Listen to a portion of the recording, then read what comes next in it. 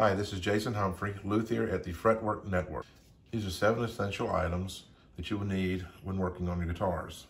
A nice flat workspace, a nice mat that is protective for the finish, a good neck rest to support the instrument, a good tuner, a clip-on tuner, very accurate, easy to access, just hooks on the headstock, or if you're going to do any major work like setups, a strobe tuner, far more accurate but a little more expensive.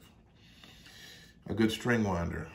String winder to help also has a pin puller in the end for acoustic guitars. Another good item is polish.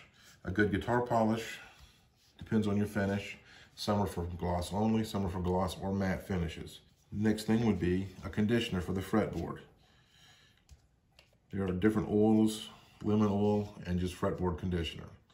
The conditioner will keep the rosewood fretboard or ebony from getting dry and having sharp frets.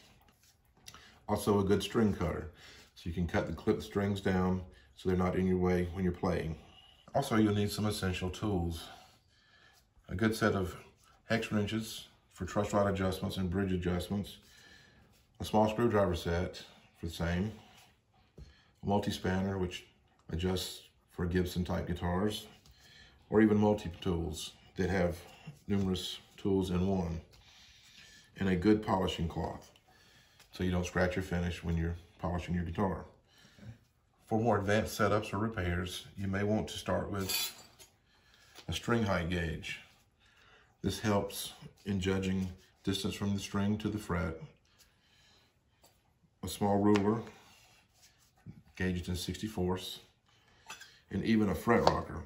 A fret rocker helps to find high and low frets on a fingerboard.